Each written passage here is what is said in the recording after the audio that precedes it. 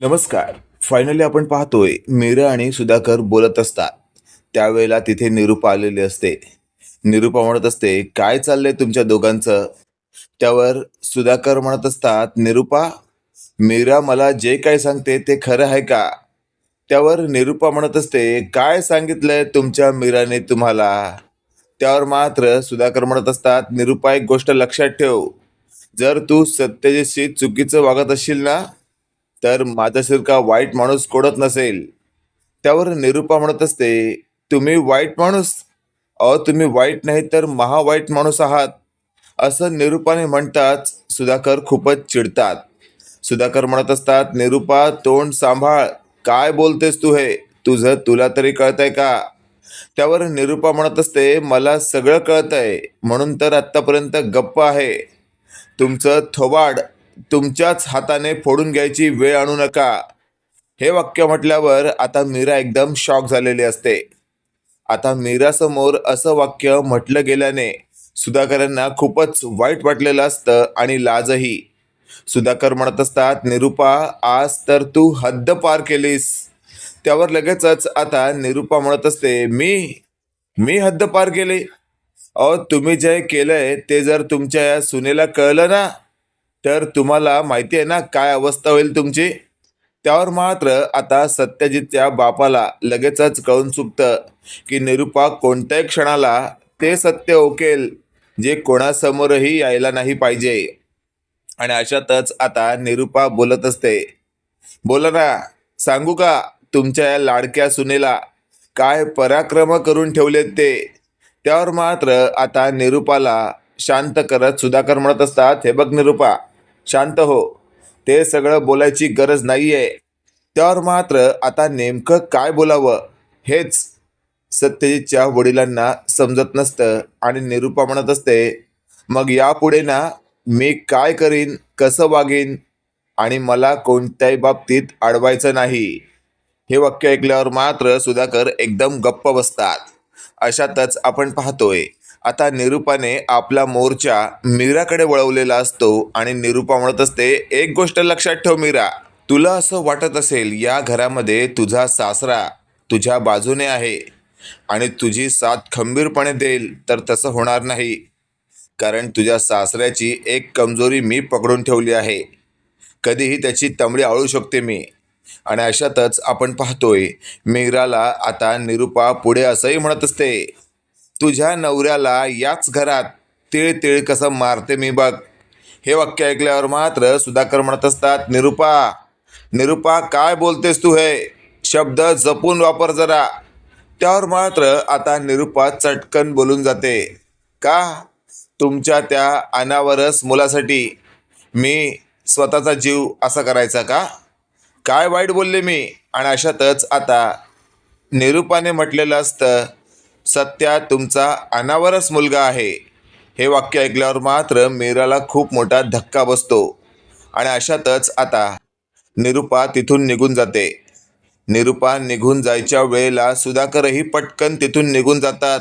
कारण मीराने काही प्रश्न विचारले तर त्याची काय उत्तर देऊ आणि खूप मोठा गोंधळ उडेल या विचाराने सुधाकर त्यांनी तिथून पळ काढलेला असतो. मीरा मात्र स्वतःशी बोलत असते, काय हे नको ते सत्य माझ्यासमोर आलंय. आणि अशातच आता सुधाकर चटकन आजीकडे येतात, म्हणजे स्वतःच्या आईकडे. सुधाकरला पाहून सुधाकरची आई म्हणजे आजी म्हणत असते, काय रे सुधा, काय झालंय काय, असा का पळून आलास तू? त्यावर सुधाकर म्हणत असतात, आय आय निरूपाने सगळी गडबड करून ठेवली आहे. हे वाक्य ऐकल्यावर मात्र आता आजी म्हणत असते, कसली गडबड? त्यावर लगेचच आता सुधाकर म्हणत असतात, निरूपाने मीरासमोर सगळं सत्य ओकलंय. सत्यजित माझा अनावरस मुलगा आहे असं म्हटलंय. हे वाक्य ऐकल्यावर मात्र आता आजी म्हणत असते, बास झाला सुद्धा, आता तू मला थांबवू नको. या निरूपाचं जरा अतिच होतंय. हे वाक्य ऐकल्यावर मात्र आता सुधाकर म्हणत असतात, आय तिने तर खूप मोठी गडबड करून ठेवली आहे, आता तू त्याच्यावर खूप मोठी गडबड करू नको. त्यावर आजी म्हणत असते, सुधा मी गडबड नाही, तर मी त्याच्यावर आता सगळं काही पांघरून घालण्याचा प्रयत्न करते. मला आता सत्यजितच्या आईला आणावंच लागेल. त्यावर सुधाकर म्हणत असतात, नको आय, खूप मोठी प्रॉब्लेम क्रिएट होऊन जाईल. आणि अशातच आता आजीने थेट सुधाकरच्या विरोधात जाऊन आणि निरुपाच्या नाकावर टिचून थेट सत्यजितची आई ज्या ठिकाणी असते तिथे एंट्री केलेली असते. तिथे आलेल्या आपल्या सासूला पाहून सत्यजितची आई म्हणत असते, आई, आई तुम्ही या ठिकाणी? त्यावर आजी म्हणत असते, हो, चल, आता ती वेळ आली आहे. तुला आता तुझ्या हक्काच्या घरात यायला हवं. हे वाक्य ऐकल्यावर मात्र सत्यजितची आई म्हणत असते, आई असं काय बोलताय तुम्ही? मला नाही यायचं त्या घरात. ज्या घरात निरुपा असेल त्या घरात मी सुखाने कशी काय नांदू शकते? त्यावर मात्र आजी म्हणत असते, आता मी आहे तुझ्याबरोबर, नक्की काळजी करूस तू. आणि अशातच आपण पाहतोय नाईलाजास्तव आता सत्यजितच्या आईला थेट आता निरुपाच्या सासूबरोबर म्हणजेच सुधाकर यांच्या आईबरोबर गायकवाडांच्या घरात यावं लागतं. इकडे आपण पाहतोय मीरा खूप मोठ्या आता टेन्शनमध्ये असते. माझ्या नवऱ्याचं हे असं सत्य माझ्यासमोर उघड झालं आहे. हे जर उद्या जाऊन त्यांना समजलं तर त्यांना तर खूप मोठा धक्का बसणार आहे. कसं काय बाहेर येतील या सत्यातून ते, असा विचार आता मीरा करत असते.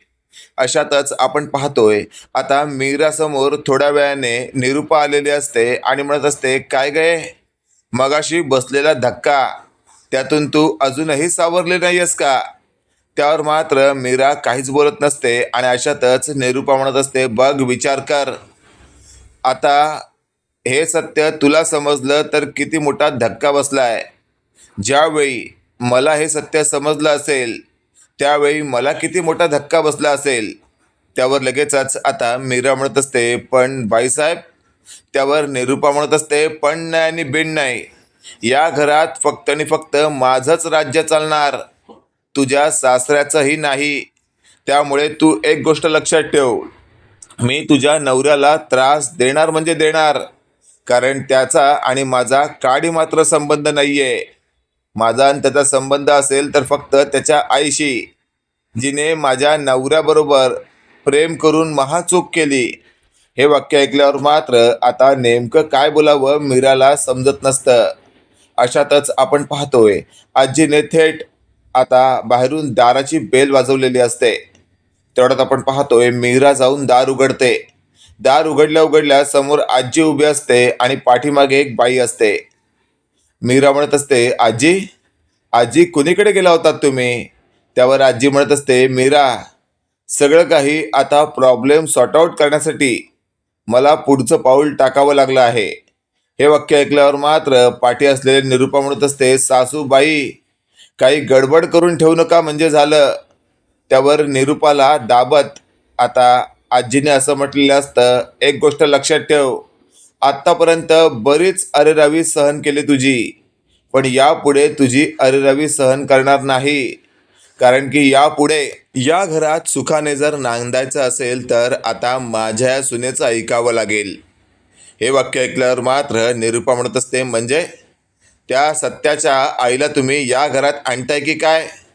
त्यावर आता आजी म्हणत असते, आणताय की काय नाही, मी आणलंय. आणि अशातच आता आजी म्हणत असते, ये आतमध्ये, ये तू, काळजी करू नकोस. आणि अशातच आता आजीच्या मागे असलेली ती महिला घरात शिरते. निरुपाच्या तळपायाची आग मस्तकात जाते. निरुपा म्हणत असते, सासूबाई, काय करताय तुम्ही? हे अशा प्रकारे वागून तुम्ही काय सिद्ध करताय माहितीये का? तुम्हाला चांगलंच माहिती आहे एकाच मयानीमध्ये दोन तलवारी नाही राहू शकत. त्यावर लगेचच आता आजी म्हणत असते, होय ना, एकाच मयानीमध्ये दोन तलवारी नाही राहू शकत ना, मग तू या घरातून बाहेर पड. कारण या घराचं गोकुळ करायचं सोडून तू स्मशान केलंयस. हे वाक्य ऐकल्यावर आता थेट पाठीमागं निरुपा खूपच खचलेली असते. तिला कळून चुकतं की आपण कुठंतरी चुकलोय.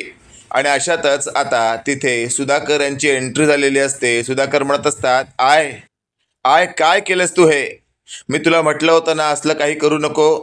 त्यावर आय म्हणत असते, एक गोष्ट लक्षात ठेव सुधा, कधी ना कधी तुम्हा दोघांना एकत्र यायलाच हवं. मग ती वेळ आता जवळ आली आहे हे समज. आणि अशातच आता सुधाकर म्हणत असतात आहे तरी पण. त्यावर आता आजी म्हणत असते तरी पण आणि बिरी पण काय नाही. आता निरूपाची सोड साथ आणि धर हिचा हात.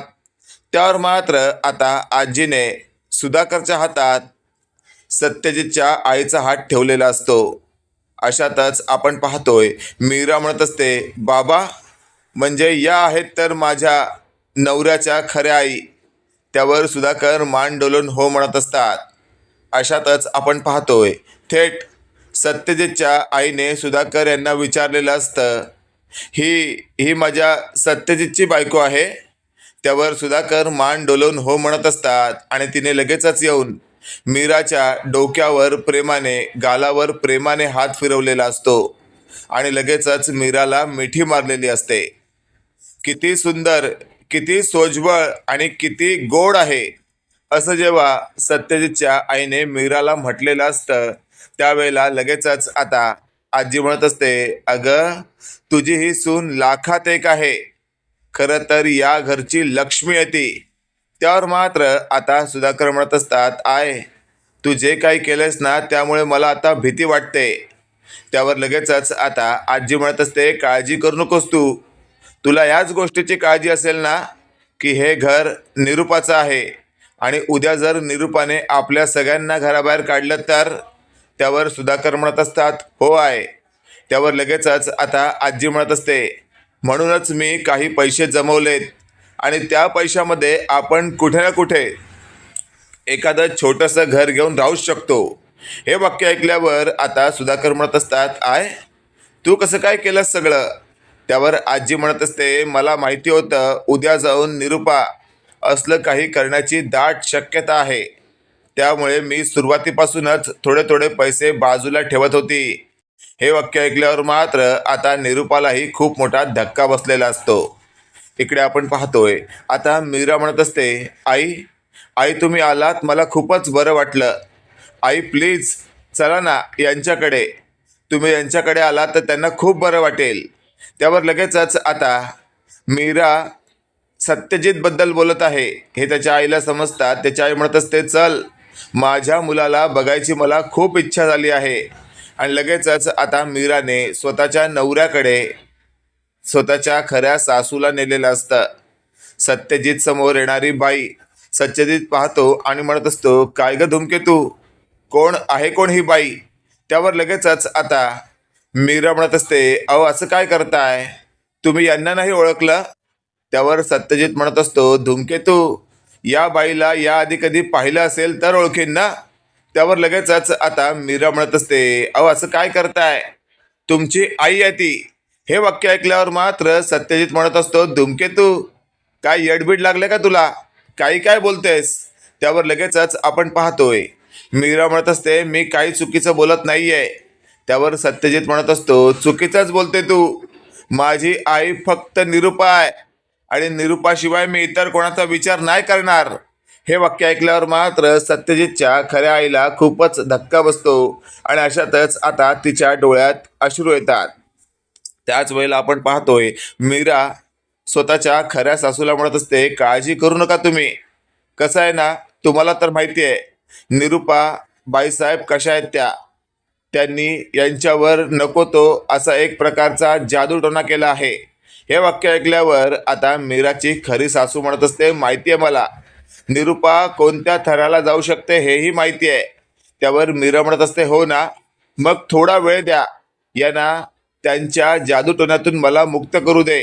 आणि अशातच आता मीराची सासू म्हणत असते माझा तुझ्यावर विश्वास आहे तू नक्कीच माझ्या मुलाला माझ्यापर्यंत आणशीलच. आणि अशातच आपण पाहतोय तिथे निरूपा आलेली असते. निरूपा म्हणत असते गप्पा बस ग माझ्या सत्यजितला काय हवं काय नको ते मी बघणार तू कोण आलीस बघणारी.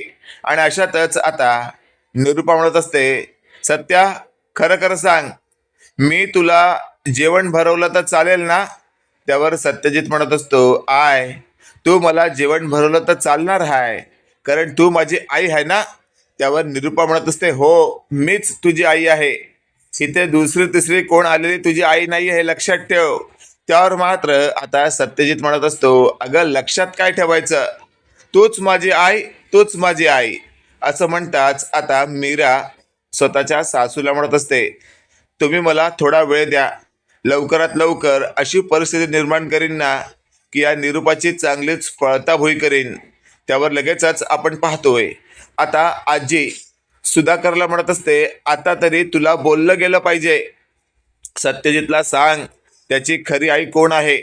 त्यावर मात्र सुधाकर म्हणत असतो, आय माझ्यात तेवढी हिंमत नाही, मी जर काय बोलायला गेलो ना तर तो सत्यजित ऐकल की नाही याची मला खूप भीती वाटते. आणि परत त्या निरूपाने कोणती गडबड करून ठेवली तर मात्र मी काय करू याचा विचार करतोय मी. त्यावर निरूपा म्हणत असते, तुला त्याचा विचार करायची गरज नाहीये, मी काय सांगते ते फक्त ऐक.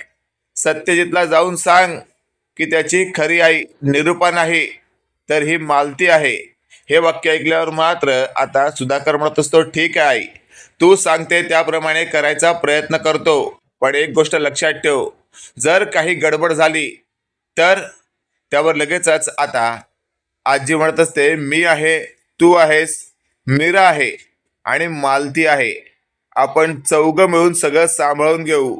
त्यावर मात्र आता सुधाकरला 10 हत्तींचं बळ आलेलं असतं आणि सुधाकर म्हणत असतात, असं असेल ना तर या निरूपावर जर आता मात करायची असेल तर आपल्या चौघांना एकत्र व्हायलाच लागेल. त्यावर लगेचच आता मीरा म्हणत असते, बाबा मी तर तुमच्या बरोबर एनी टाइम आहे आणि आजी आपल्या बरोबर असताना आपली विजय निश्चितच आहे. त्यावर लगेचच आपण पाहतोय निरूपाने सत्यजितला आता खोटं नाटक गोळ्या भरत असताना तिथे मालती आलेली असते. मालती म्हणत असते, निरूपा वय बाजूला, माझ्या मुलाला आता गोळ्या मी देणार.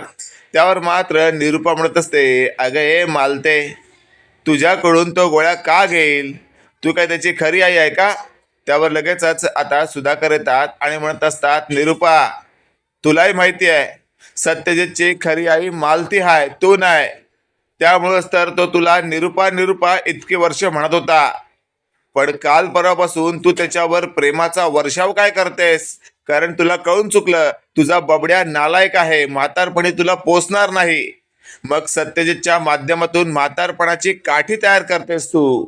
हे वाक्य ऐकल्यावर मात्र आता निरूपा म्हणत असते, तुम्ही जरा गप्प बसा, मध्ये मध्ये बोलण्याचा प्रयत्न करू नका, आणि तुम्हाला जे वाटतंय ना ते मी कधीच होऊ देणार नाहीये, या घरात या बाईला मी राहूच देणार नाहीये. त्यावर लगेचच आता मीरा म्हणत असते, बाईसाहेब एक गोष्ट लक्षात ठेवा, माझ्या सासूबाईला या घरातून बाहेर काढण्याचा जर प्रयत्न करत असाल ना तर तो मी कदापि सहन करणार नाही. मित्रांनो, काय वाटतं तुम्हाला, येत्या काळामध्ये आपल्याला असं काहीसं चित्र पाहायला मिळेल का जे पाहिल्यानंतर खूपच वेगळी स्थिती होईल. बाकी आजचा भाग तुम्हाला कसा वाटला कमेंट करून नक्की कळवा आणि असेच नवनवीन अपडेट पाहण्यासाठी व्हिडिओला लाईक